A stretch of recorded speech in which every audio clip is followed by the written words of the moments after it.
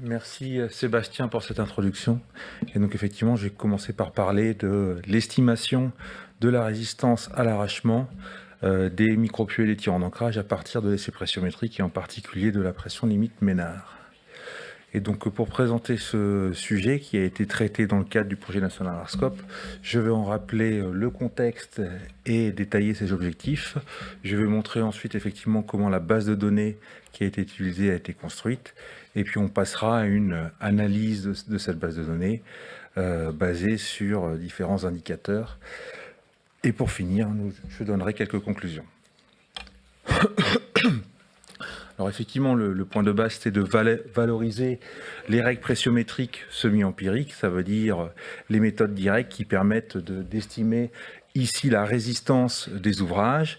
Et on s'est concentré ici sur le comportement axial de certains ouvrages qui fonctionnent en traction, à savoir les micropieux et les tirants d'ancrage qui vont présenter un certain nombre de similarités. Le travail que je présente aujourd'hui sera focalisé sur l'estimation de la résistance et de la charge critique de fluage, mais on pourrait s'intéresser également à regarder le comportement en déplacement de ce type d'ouvrage. Et il est vrai que dans le cadre du projet, ce travail avait été initialement démarré pour les micropieux et finalement au fil des développements, il a été étendu également aux tirants d'ancrage scellé qui présentent un certain nombre de similarités.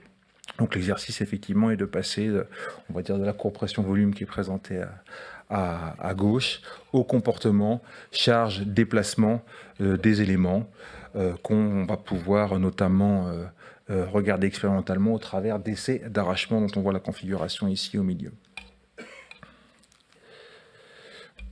Voilà.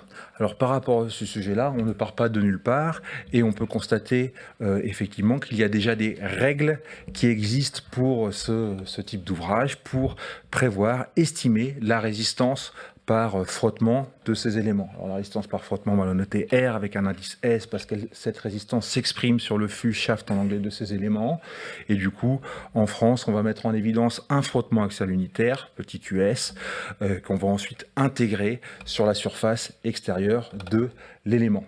Et ce frottement axial unitaire, on va avoir différentes méthodes pour l'estimer, notamment à partir du pressiomètre au travers de méthodes directes.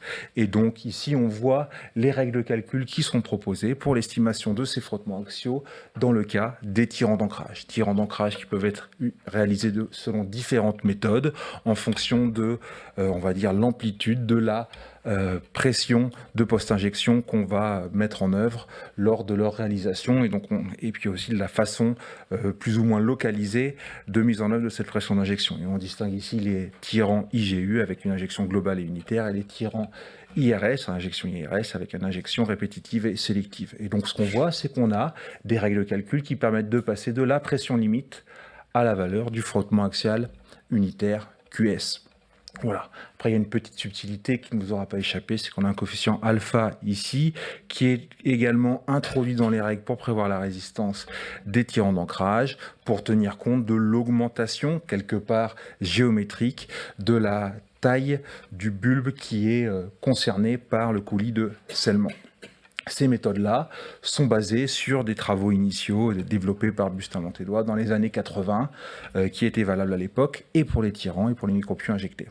Voilà, donc ces règles semi-empiriques sont encore utilisées aujourd'hui. On utilise toujours ces formules, on va dire, pour estimer la résistance, mais il était nécessaire, dans le cadre du projet national ARSCOP, déjà de pérenniser ces bases d'essai et également de confirmer la validité de ces règles. Pourquoi ? Parce que c'est bien d'avoir des règles, c'est bien de voir qu'en moyenne elles marchent bien, mais c'est également important de connaître leur dispersion. Parce que connaître leur dispersion, ça va permettre d'en tenir compte dans l'examen de la fiabilité. Et concrètement, ça veut dire quoi ? C'est déterminer un des facteurs partiels qu'on va retenir dans la façon de regarder les ouvrages et qu'on va déterminer une résistance caractéristique qui viendra traduire cette dispersion et on passera de la résistance brute obtenue à partir de ces différentes formules ici à la résistance caractéristique qu'on va vraiment utiliser dans les calculs et qui tient compte déjà de la dispersion de la méthode de calcul.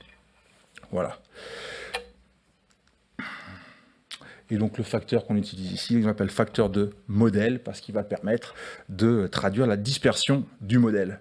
Donc ça, c'est dans un certain nombre de cas pour faire des prédimensionnements, et dans le cas des micropieux pour faire des dimensionnements, et dans le cas des tirants d'ancrage, on a un caractère une approche un peu particulière, parce que de toute façon, pour les tirants d'ancrage, les ouvrages tensensibles, on fait systématiquement des essais de réception, mais on a toujours besoin, en amont, d'avoir une approche et donc caractériser la dispersion. Voilà. Alors aussi, quand on regarde ce sujet-là, on peut se rendre compte maintenant que si on compare également aux micropieux, qui était l'objet du travail initial qui avait été démarré, c'est que on peut se rendre compte que selon les éléments qu'on va traiter, on va avoir in fine des frottements axo-unitaires qui sont relativement variables selon les cas. Donc là, on représente ce que donnent les formules empiriques en fonction de la pression limite Ménard, et on voit effectivement qu'on a des variations de la résistance qui sont assez sensibles, qui ont une justification, qui sont liées au fait qu'après notamment les méthodes de contrôle, l'intensité des contrôles, des essais de chargement qu'on va faire n'est pas la même, qu'aussi la fiabilité des méthodes d'essai n'est pas la même, mais cette dispersion interroge. Donc encore une fois, la nécessité de mettre à plat ces sujets-là. Donc l'idée a été de mettre à plat les bases d'essai, de les compléter. On a commencé par récupérer un certain nombre d'essais de chargement à la rupture qui avaient été menés sur des micropieux et des tirants d'ancrage, donc des essais à la rupture préalables et ou de conformité qui étaient disponibles chez différents maîtres d'ouvrage ou institutions, donc à la SNCF, à RTE et au CEREMA. Ensuite, grâce à ça, on a récupéré 350 essais qu'on a analysés, mais seulement une cinquantaine a été conservée parce qu'un certain nombre d'essais n'étaient pas utilisables dans la base d'essais. Mais néanmoins, avec 50 essais, ça permettait de recouper des conditions géotechniques complexes, mais également des conditions d'injection différentes, etc. Et dans un certain nombre de cas, ce qui a conduit à ne pas retenir tous les essais, c'est que ces éléments ne sont pas forcément suffisamment renseignés pour les introduire dans la base d'essais. Et on a adjoint à ces essais, qui étaient finalement moyennement nombreux, on a ajouté les essais qui avaient été utilisés pour établir, dans les années 80, les ABAC qui permettent de prévoir la résistance à l'heure actuelle des tirants d'ancrage qui a été traduite dans les recommandations tirant d'ancrage 95, TA95.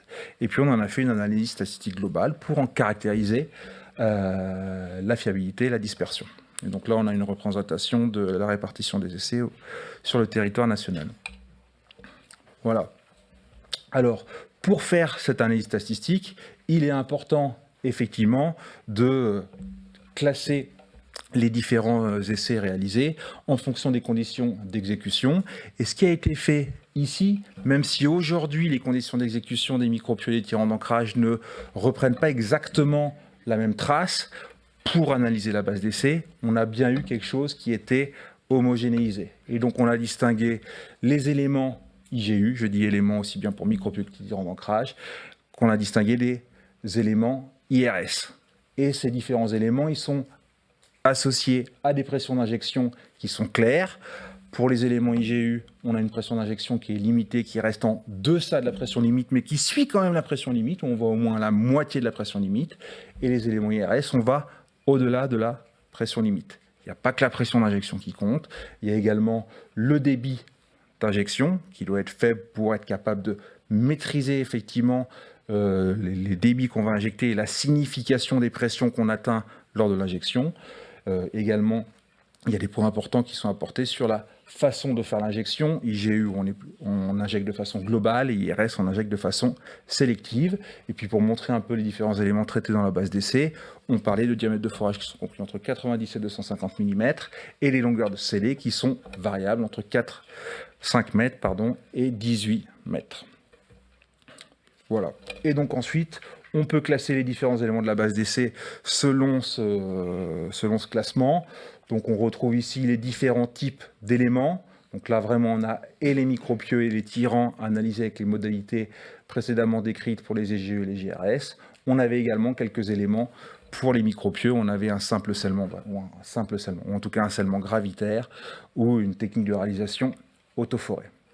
Et donc à la fin, on avait 358 mesures dans la base d'essai. Voilà. Et donc ce travail permet de constituer une base d'essai qui va par exemple s'intéresser à regarder en fonction de la pression limite au droit de chaque site ou chaque couche, la valeur du frottement axial mesuré. Donc on peut faire l'analyse comme ceci pour différents types d'exécution, IGU-RS, gravitaire autoforé, ou on peut faire ceci pour différentes classes conventionnelles de sol. Elles sont au nombre de 5, mais elles sont reprises effectivement de ce qui est classiquement utilisé pour les éléments de fondation. Donc on voit par exemple ici l'augmentation l'augmentation assez intuitive de la résistance avec la pression limite. Après, l'idée est de comparer aux méthodes de calcul qu'on utilise actuellement pour prévoir la résistance par frottement de ces éléments. Donc ce qu'on va représenter maintenant, l'axe des ordonnées n'a pas changé. L'axe des ordonnées devient l'axe des abscisses. Donc en l'axe des abscisses, c'est la résistance par frottement qui est mesurée. Et on la compare à la résistance par frottement qu'on peut estimer à partir des règles de calcul existantes. On peut représenter ça en fonction de la technologie d'exécution, en fonction de la classe, en fonction du type de sol.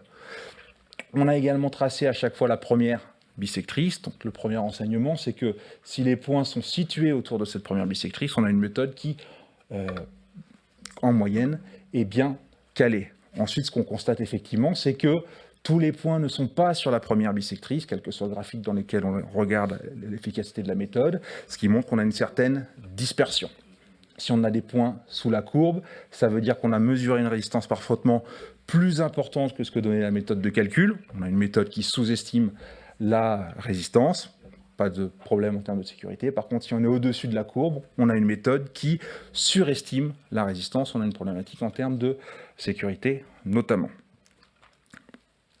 Et donc pour regarder plus précisément ce sujet-là, on va prendre toujours les mêmes données, mais qu'on va regarder en regardant le rapport entre la résistance calculée et la résistance mesurée. Si la méthode est parfaite, eh bien, tous les points seraient associés à un ratio qui est égal à 1. La résistance calculée correspond exactement à la résistance mesurée. Bien sûr, la méthode n'est pas parfaite, on a vu, il y a une certaine dispersion, et cette dispersion, elle va être traduite par cet histogramme ici qui comprend effectivement, notamment ici, une partie qui existe, qui on le verra limitée, mais qui existe, où la résistance calculée est plus forte que la résistance mesurée. On peut représenter ça sous forme d'histogramme ou sous forme de fonction de répartition. L'intérêt de la fonction de répartition, c'est qu'on va pouvoir directement définir la valeur d'un facteur de modèle qui vient en réalité abattre la résistance pour s'assurer de ne se tromper plus que dans un nombre de cas réduit, plus que dans un pourcentage de cas réduits. Voilà. Donc après cette analyse, on peut la faire globalement, c'est ce que je présentais préalablement sur 306 ou 309 mesures. On peut la faire également par technologie d'exécution ou par classe conventionnelle de sol. Ce que ça permet de montrer, c'est qu'au niveau des technologies d'exécution, on peut avoir des petites différences entre les fonctions de répartition, avec des courbes notamment qui sont moins calées pour les éléments IGU, où les règles s'avèrent un peu sécuritaires. Et on peut également avoir la même analyse par type de sol, où on voit que chaque type de sol n'est pas aussi, ne donne pas la même courbe, et notamment certaines courbes sont associées à une moins bonne, on va dire, fiabilité des règles qui sont données. Voilà. Et donc, effectivement, l'idée maintenant, ça va être d'utiliser ça pour passer au facteur de modèle qui permet de, cette fois-ci, se tromper, de surestimer la résistance avec une probabilité résiduelle qui est désormais acceptable. Voilà. Donc après, il faut se fixer qu'est-ce qu'on considère comme une probabilité résiduelle acceptable. Alors en l'occurrence, le travail avait déjà été commencé pour les fondations profondes, et du coup, on a repris le même, on va dire, taux de mise en défaut acceptable. Et donc, on s'est dit que si on ne se trompait que dans 17% des cas, ça pouvait permettre de définir des facteurs de modèle qui étaient satisfaisants. Et donc, nous, cette analyse, on peut la faire soit globalement, soit pour chaque type d'exécution, chaque type de sol. Et donc, ce qu'on va présenter ici, voilà, on voit que globalement, on va, pour se tromper dans un nombre acceptable de cas, il va falloir fixer un facteur de modèle qui va être situé entre 0,8 et 1,4. Et là, je montre l'exemple sur une des courbes de fixation de ce facteur de modèle. C'est tout simplement sur la fonction de répartition, la valeur du rapport entre la résistance calculée et la résistance mesurée qui correspond à la mise en défaut de 17%. Voilà. Voilà le sujet sur les résistances. Donc non seulement on a montré la fiabilité des règles existantes, mais en plus on en a caractérisé la dispersion. Et donc, in fine, on n'a pas changé les règles des résistances, on a simplement tenu compte ou démontré les valeurs de facteurs de modèle qu'on considérait pour caractériser la dispersion. Voilà, il y a d'autres sujets qu'on peut regarder. Très rapidement, par exemple, c'est regarder le même sujet par rapport à la charge critique de fluage. Donc, c'est la charge à partir de laquelle, quand on tire sur un élément, on a des déplacements différés qui deviennent importants, qui est une particularité française. Et l'intérêt également, c'est de prévoir la valeur de cette charge caractéristique de fluage. Conventionnellement, quand on n'a pas d'essai, qu'est-ce qu'on fait? On raisonne avec un ratio avec la résistance limite. Et du coup, avec la base d'essai, tous les essais n'étaient pas suffisamment documentés, mais pour les essais qui étaient documentés, on a pu reporter la charge critique de fluage en fonction de la résistance limite, et on a pu montrer que la charge critique de fluage était en moyenne égale à 75% de la résistance limite, qui correspond peu ou prou à la valeur qu'on a l'habitude d'utiliser, qui est égale à 0,7, et qui du coup est très légèrement sécuritaire. Voilà. Donc pour conclure, sous réserve de conditions d'exécution qui sont strictes, j'ai parlé un peu du fait d'uniformiser la façon dont on regardait les détails d'exécution et des micropieux et des tirants. Ce qu'on peut constater, c'est que les règles actuelles qu'on utilise pour les tirants sont bien calées pour l'ensemble de ces éléments. La dispersion, elle est quantifiée et limitée, comme ceci, et surtout les valeurs de facteurs de modèle qu'on utilise à l'heure actuelle, qui sont de l'ordre de 1,4, sont démontrées par l'analyse de la base d'essai et permettent dans le détail d'assurer une probabilité de mise en défaut qui est limitée à 17%. Et puis pour finir, la charge critique de fluage représente en moyenne 75% de la résistance limite, ce qui valide également les règles actuelles utilisées. Voilà pour cette première partie. Je laisse la parole à Nicolas.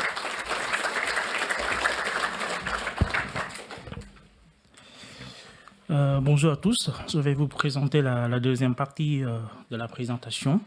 Donc, je vais vous présenter le travail mené dans le cadre du PNASCOPE portant sur l'estimation des fondations superficielles. Donc, quand on parle d'une fondation superficielle, on parle bien deux types de fondations, donc les semaines rigides, et puis aussi le radier d'allage. Donc, ce travail a débuté en 2017, donc ça fait 7 ans, dans le cadre de mon projet de fin d'études, sous l'encadrement de Fatcura, directeur de TerraZone, et puis ensuite par Sébastien Burlon, donc directeur technique de TerraZone. Il y a de nombreuses personnes qui ont pu aussi participer à ce travail, en portant leur avis, leur donner leur retour d'expérience. Je peux citer Julien Habert, Daniel Diaz, parmi d'autres. Je ne peux pas citer tout le monde, bien sûr, mais je tiens quand même à souligner l'importance de ces contributions à ce travail. Donc, le but de ce travail, en fait, c'est pour proposer ou développer une approche unifiée pour le calcul de tassement des fondations superficielles, c'est-à-dire à la fois la semaine rigide et puis aussi les cas des gradiers d'allage.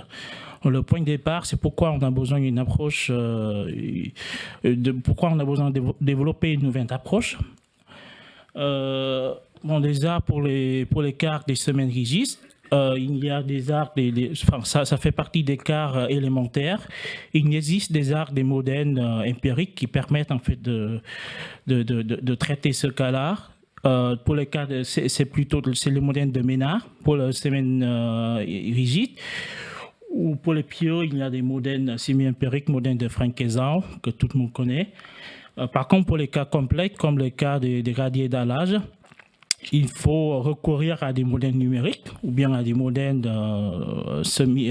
ou bien des modèles hybrides utilisant la solution analytique dérivée de la théorie de l'électricité.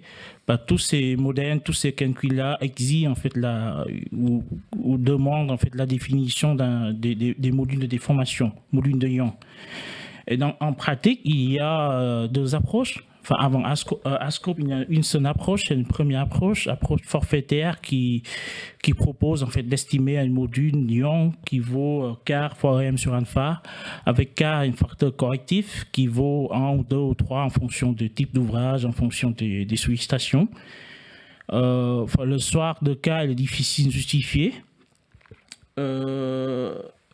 Et puis l'approche est de moins en moins utilisée, j'ai l'impression, suite à l'arrivée de la nouvelle approche. Donc, c'est la deuxième approche qui fait objet de cette présentation. Une approche élastique non linéaire développée dans le cadre ASCOPE qui consiste en fait à faire varier le module en fonction du taux de déformation. C'est-à-dire l'approche permet d'ajuster le module de façon automatique en fonction du taux de déformation obtenu, induite dans le zone. Donc, très rapidement, quand on part d'une fondation superficielle, on part bien deux catégories dans la semaine rigide. Donc, c'est une fondation relativement indéformable par rapport au terrain. Ça peut être une semaine carrée, une semaine rectangulaire ou une semaine filante dont la largeur de la fondation il est inférieure à 5 fois l'épaisseur. La particularité de ce type de fondation, c'est qu'elle est capable en fait de mobiliser toute l'aire d'acier de la fondation sous une charge verticale excentrée, quoi. C'est ce qui n'est pas le cas d'un gradier d'allage. Un gradier d'allage, c'est une fondation dont la largeur qui est supérieure à 5 fois qui est supérieure à 5 fois l'épaisseur du fondation de la fondation. C'est-à-dire qu'on est dans le cas du gradier d'allage, plutôt la réaction sous le gradier, il est concentré au point d'appui, au point d'application des charges. Et donc, en dehors de la zone qui vaut 5 fois l'épaisseur, il n'y a quasiment pas la réaction, en fait. Bon, voilà sa différence entre une semaine rigide et puis un gradier. Donc, pour développer cette nouvelle approche, on part pas de nulle part, on part pas de zéro. Bon, on part à partir on s'est basé sur les modèles de référence, les modèles qui existent déjà. Le modèle, à l'occurrence, pour la semaine rigide, c'est le modèle de MENA, un modèle bien éprouvé et puis bien validé par un grand nombre d'essais expérimentaux qui ont été réalisés dans les années 60-70 de mémoire. Donc ça, c'est ce que vous voyez dans le diapo, c'est la formule qui permet en fait de calculer le tassement d'une semaine de petite dimension. Il y a deux formes termes, le tassement volumique et puis le tassement déviatorique. Et puis il y a des facteurs de forme qui permettent de tenir compte de différentes formes de la semaine. Et prenons un exemple d'une semaine filante de 3 mètres de largeur sur une bicouche. Quand l'utilisation de la formule MENA conduit un tassement de l'ordre de 1,3 cm, donc je ne vais pas aller en détail de ce calcul-là, mais si on veut reproduire ce tassement-là dans un modèle numérique ou dans un modèle analytique, il faut qu'on introduise un module un module qui vaut 2,6 fois m sur alpha. C'est-à-dire que voilà, il faut corriger le module en fait pour pouvoir avoir le même tassement obtenu par le modèle de MENA. Et puis, en exploitant le résultat en détail, c'est ça l'intérêt du modèle numérique, c'est qu'on arrive à obtenir un niveau de déformation. Donc, l'ordre de grandeur, dans ce cas-là, c'est un niveau de déformation 10-3. C'est avec cette démarche de calage c'est-à-dire en partant d'un modèle de référence, on fait un deuxième modèle, donc on corrige le module et on exploite pour obtenir la déformation. On arrive en fait à obtenir en fait la corrélation entre le module et les déformations. Donc c'est un peu ça ce qu'on imaginait au début pour établir en fait la corrélation entre module et déformation à partir d'un modèle de référence. Dans ce cas, c'est le modèle de Ménard. Donc le zone n'est pas un matériau élastique linéaire. La rigidité, sa rigidité, ou en tout cas son module diminue en fait, non seulement par la plasticité, mais aussi par un mécanisme de dégradation des modules avec les déformations. Donc on a vu à plusieurs reprises cette courbe de dégradation. On se focalise plutôt sur les ouvrages. Ce qu'on peut constater, c'est la rame des ouvrages courants. Dans le domaine des ouvrages géotechniques, c'est entre 10-4 et 10-2. 10-4, c'est dire qu'on a 0,1 cm sur 10 mètres d'épaisseur, ou 10-2, c'est 10 cm sur 10 mètres d'épaisseur. Donc c'est un peu ça l'ordre de grandeur en termes de gamme de déformation. Et nous, ce qu'on vise, en fait, c'est de développer une approche qui permette de couvrir cette gamme de déformation. Donc, bon, ça, je vais vous présenter la mise en œuvre d'un modèle élastique non linéaire simplifié. D'un côté, pour pouvoir en fait établir la courbe de décroissance, la courbe de dégradation des modules, on a une équation de type E sur EREF égale K0 sur 1 plus epsilon sur epsilon 0. Donc EREF, c'est le module de référence. K0 et epsilon 0, c'est deux paramètres de calage qui dépendent en fait de la nature du terrain. Donc ça c'est l'équation de dégradation d'un côté, et de l'autre côté, on a une solution de Boussinesq ou solution de Steinbrenner qui permettent d'avoir l'incrément de contrainte dans un massif de zone. Et puis avec l'incrément contraint, on arrive à calculer la déformation qui vaut l'incrément contraint sur module. Donc en combinant ces deux équations, on arrive à obtenir en fait l'équation en bas en isolant en fait le terme qu'on s'intéresse ici, c'est la déformation. On arrive en fait à calculer la déformation qui dépend en fait de l'incrément contraint, le module de référence et deux paramètres de calage K0 et epsilon 0. Et une fois qu'on a la déformation, on peut calculer le tassement. Donc, de cette manière-là, on est capable en fait de prendre en compte la dégradation ou la décroissance du module en fonction du taux de déformation dans un calcul de tassement. Voilà.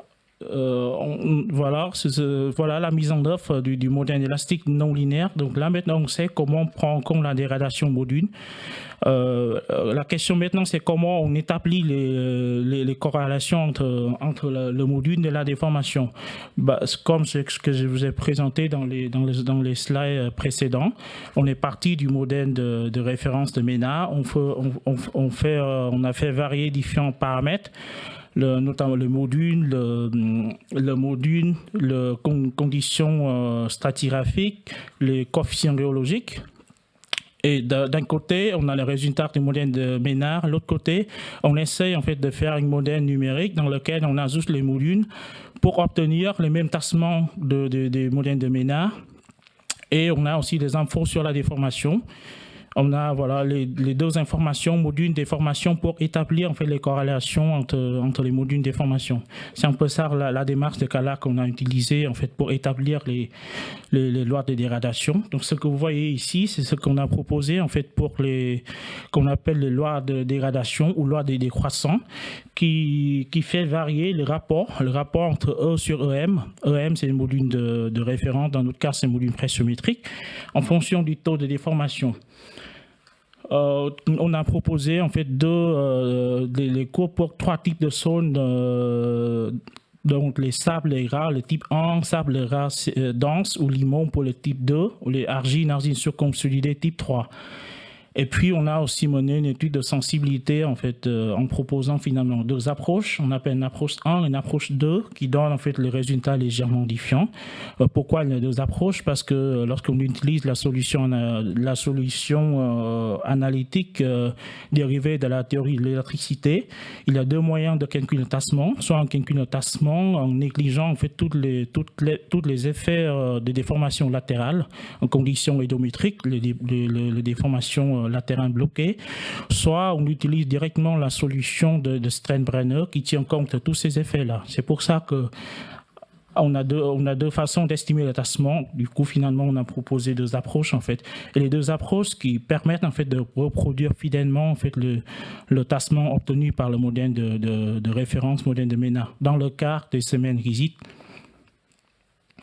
Et puis, l'étape suivante, c'est on essaie en fait de valider tous ces résultats-là, tous ces courbes de décroissance avec notre base de données, des retours d'expérience sur les centrales nucléaires, sur les tours de rencontre, aussi voilà, sur les remblais de préchargement, sur les réservoirs, enfin, tout type des ouvrages pour lesquels on dispose les mesures. Là, maintenant, la question, c'est comment on utilise ces courbes de décroissance en pratique. Pour le cas des semaines rigides, ce qu'on a proposé, en tout cas dans la recommandation, c'est on a proposé en fait les abacs parce qu'il y a des solutions semi-analytiques qui existent, qui permettent en fait qui nous donne en fait le coefficient de forme sous une fondation rigide ou sous une fondation souple. Donc on a fourni des abacs qui permettent en fait qui donnent en fait ce coefficient-là, donc qui permettent en fait d'avoir l'incrément de contrant sous une fondation de petite dimension. Et puis avec l'incrément contrant, il suffit en fait d'utiliser l'équation que j'ai présentée dans le slide précédent pour pouvoir estimer la déformation et aussi le tassement tenant compte en fait la dégradation ou la dégradation du module. Là, c'est le cas simple pour les semaines superficielles rigides, isolées. Sinon, pour les cas complexes, les cas gradés d'allage, il faut forcément passer par un calcul numérique ou par un calcul hybride pour avoir au moins l'information sur l'incrément de contrant. On dispose aussi là maintenant des unités numériques qui permettent en fait de tenir compte de tous ces lois-là de façon automatique, quoi. Ils sont intégrés dans certains logiciels. Donc ça, je vais présenter rapidement juste quelques validations. Je vais pas entrer dans les détails, vu que les courbes de décroissance ont été calées sur les semaines de petite dimension. En comparant les résultats avec le modèle de Ménard, bien évidemment, il arrive à bien reproduire le tassement dans le cas des semaines de petite dimension. Un autre exemple sur une centrale nucléaire EDF, je n'ai pas le droit de citer le nom. C'est le premier assist pour lequel on a eu l'occasion d'exploiter les mesures. Donc, ce qu'on peut voir ici, c'est que l'approche des lois des croissants permettent en fait de reproduire bien le tassement mesuré. Bon, on a deux lignes continues qui présentent en fait les mesures, les dernières mesures en date, et puis les courbes en ligne noire avec la légende prévue à l'infini, c'est une courbe dans laquelle on utilise une loi semi-logarithmique pour tenir compte les tassements à l'avenir, quoi. Donc, en gros, voilà, l'approche des lois de dégradation permet en fait de bien calculer le tassement, enfin de donner un tassement proche des mesures. Un autre exemple sur une tour de grande hauteur à la Défense, sur lequel on dispose aussi le relevé topo, qui indique en fait un tassement du radis de 6 à 8 cm, et avec les deux approches, avec les lois des croissants, on arrive à bien reproduire le tassement mesuré On a ajouté aussi volontairement le Cancun avec l'approche qu'on pratique très souvent dans les bureaux d'études. Une approche E égale forfaitairement E égale EM sur alpha. Bon, voir cette approche-là, elle surestime en fait le tassement, vu qu'il sous-estime en fait le module. Un autre cas, aussi sur une autre tour de rang hauteur, c'est aussi à la Défense, tour Oran. Le relevé topo, enfin, le tassement mesuré, c'est autour de 5 cm. Le Cancun en utilisant les lois de décroissant donne un tassement autour de 4,5 à 5 cm. Sachant que l'approche, le Cancun en utilisant l'approche E égale M sur alpha surestime largement le tassement dans ce cas.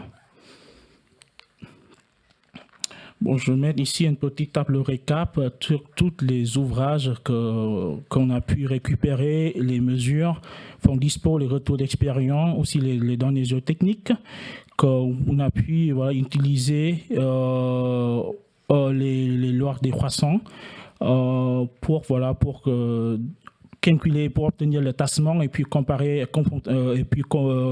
avec les mesures.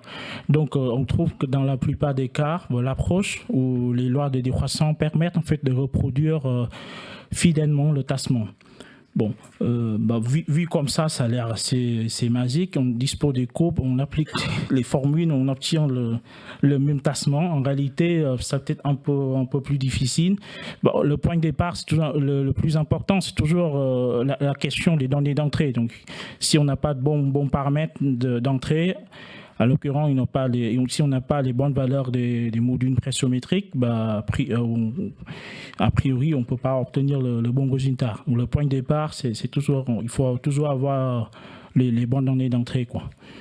Pour n'importe quel modèle, pas que les modèles des Cancun en géotechnique.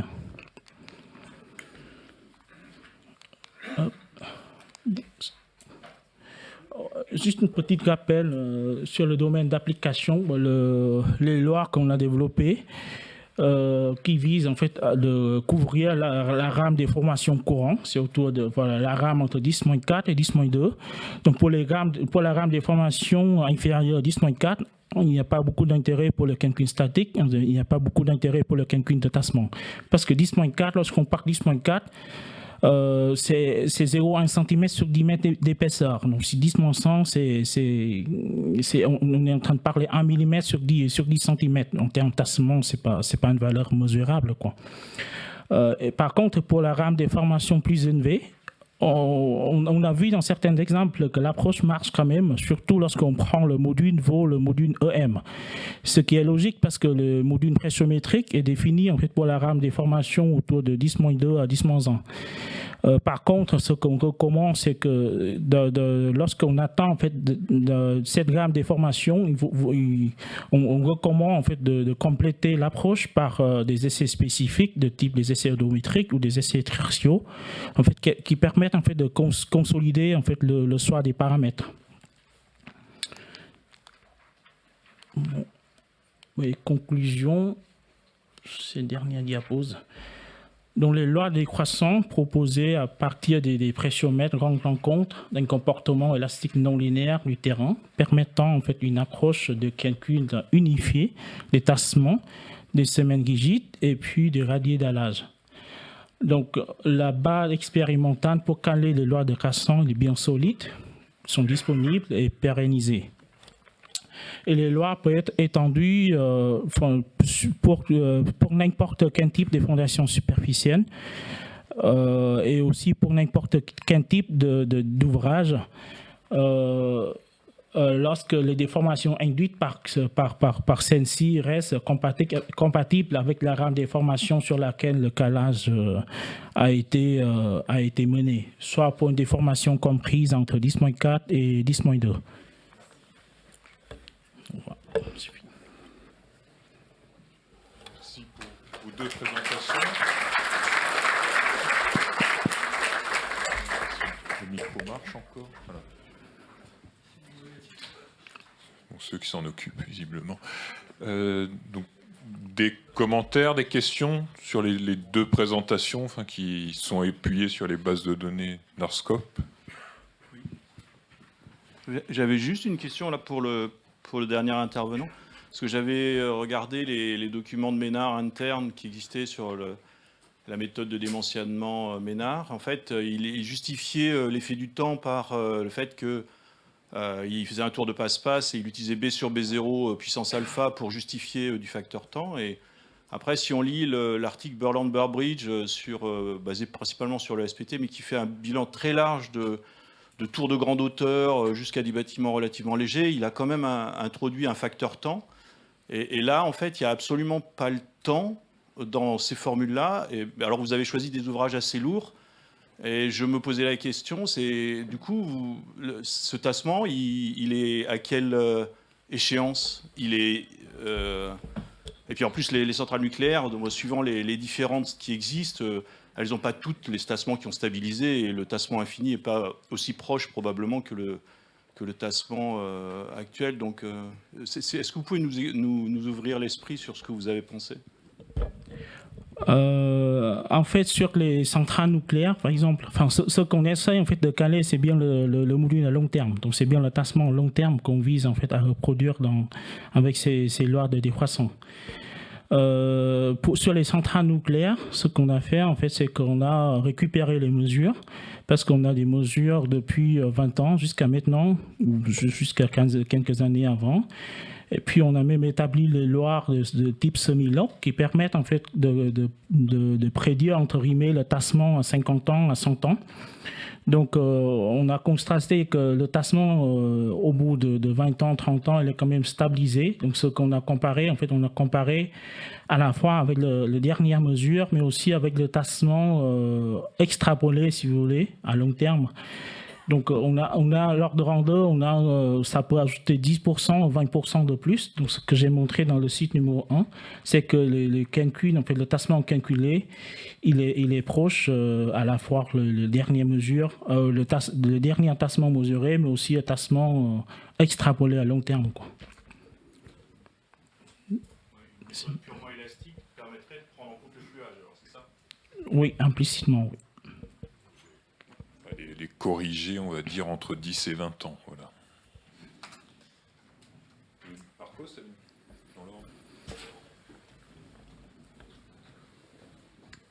Oui, j'avais une question qui ressemble un peu, mais c'est justement sur la base de données que vous avez utilisée, les tassements qui sont mesurés dans le cas des fondations sur semelle dans les argiles. C'est vraiment des tassements long terme, on est sûr de ça, là, sur la manière dont c'est calé.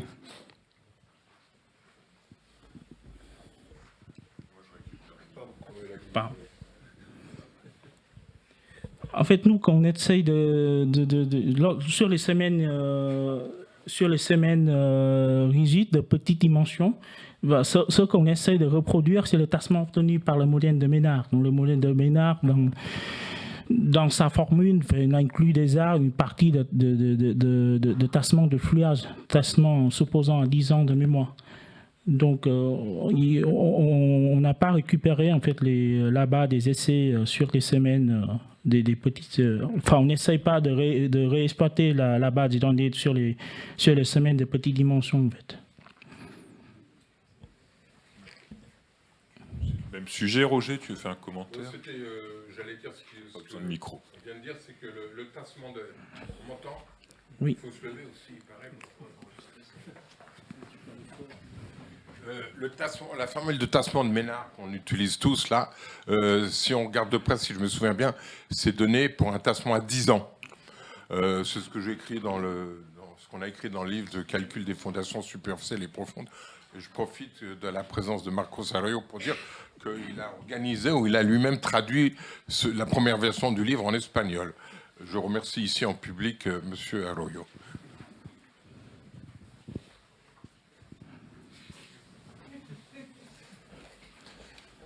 S'il n'y a pas d'autres questions, on peut passer...